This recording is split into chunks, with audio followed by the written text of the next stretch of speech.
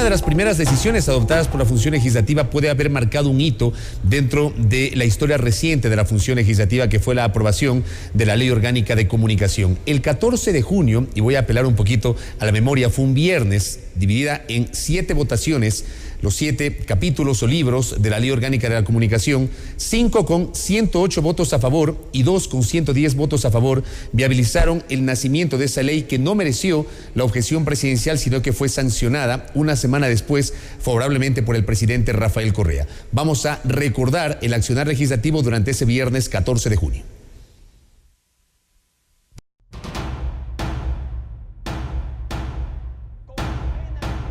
4 años de análisis y de intensa discusión debieron transcurrir para que el país cuente por primera vez en la historia con una ley orgánica de comunicación.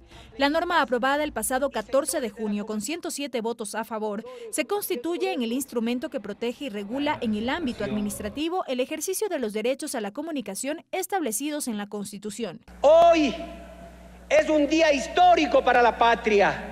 119 artículos contenidos en 6 títulos, 22 disposiciones transitorias, 6 reformatorias, 2 derogatorias y una final, componen el cuerpo legal que recoge aspectos relacionados con los derechos a la libertad de expresión y opinión, la prohibición de la censura previa, la responsabilidad ulterior, el derecho a recibir la información de relevancia pública veraz, el derecho a la rectificación, entre otros. La ley es la ley. Ni se tranza ni se negocia, se cumple.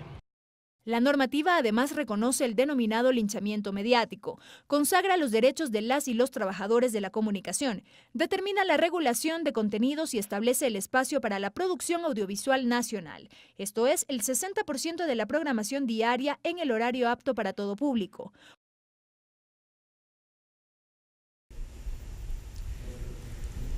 Han transcurrido 6 meses desde que se aprobó la Ley Orgánica de Comunicación, señora Presidenta, y usted en las primeras declaraciones que dio, y fue precisamente a la radio de la Asamblea Nacional, decía: ahora ya la palabra es de todos.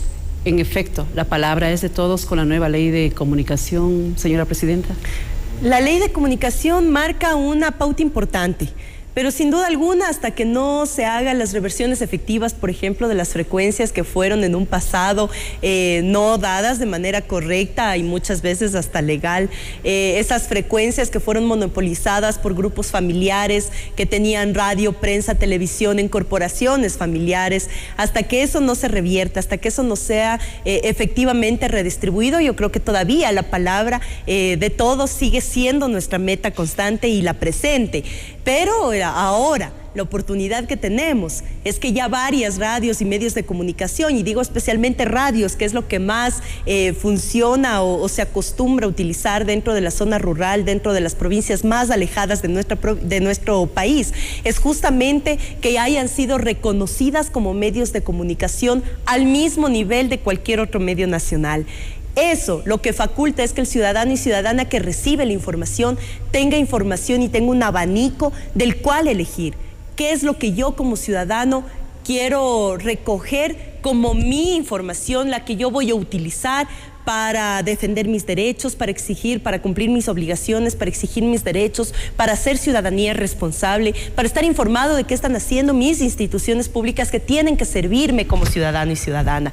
Yo creo que eso sí se ha logrado en gran medida. Ahora son varias las redes de comunicadores y comunicación que están a nivel de todo el territorio ecuatoriano promoviendo esta nueva forma de hacer comunicación. El respeto por sobre todas las cosas a la integridad de la persona, sea esta un ciudadano, mucho más aún si es el presidente de la República, más si es que tenemos que confluir en un espacio de diálogo horizontal, en donde yo no puedo decir, oiga, es que este funcionario es corrupto, y cuando yo le diga, a ver, compruébame, es corrupto, ay no, es que fue solo un comentario. ¿Qué clase de comentarios estábamos nosotros inculcando a la educación de nuestros niños, de nuestras hijas, de nuestros hijos?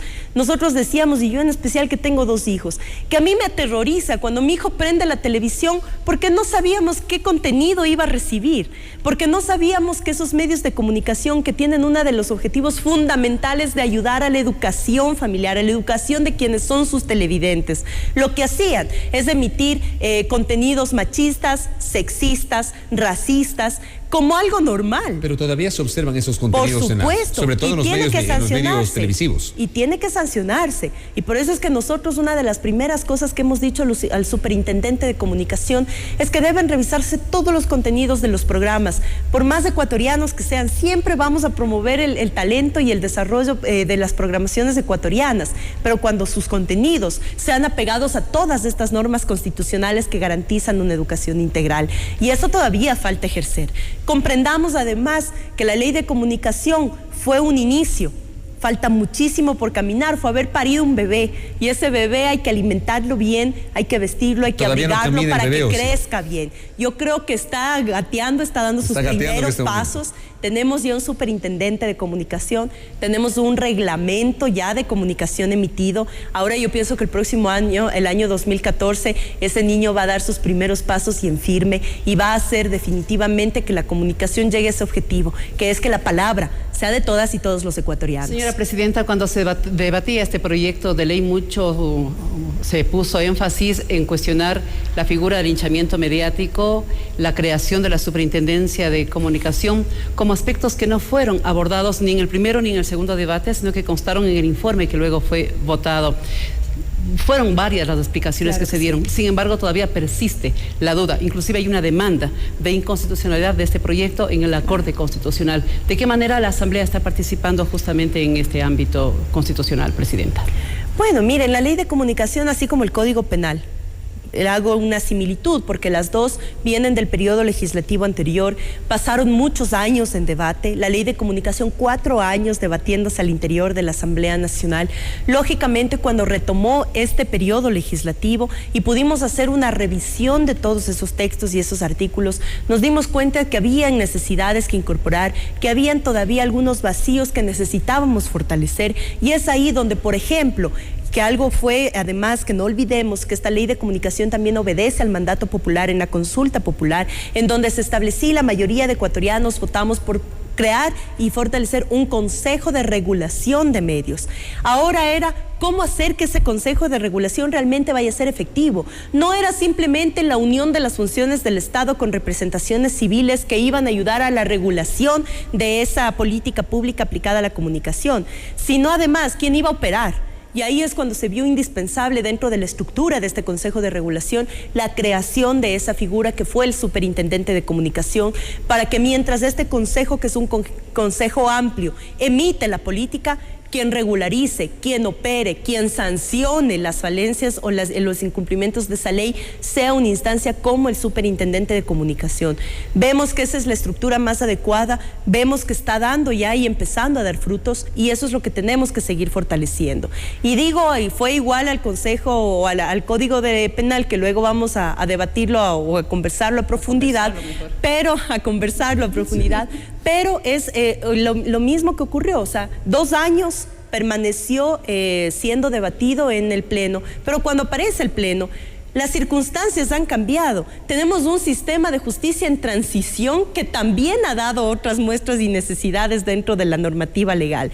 Todo eso es lo que se ha ido acoplando justamente a este periodo legislativo. Cualquier demanda, pues estamos listos y totalmente claros y firmes ante la defensa, ante cualquier demanda. Hemos hecho nuestro trabajo a profundidad y 100% apegados a la Constitución y a la ley orgánica de la función legislativa en cuanto a procedimiento, de tal manera que estamos con la conciencia tranquila de que nuestro accionar y el accionar de esta Asamblea realmente representa ese procedimiento aplicado para el bienestar de las y los asambleístas.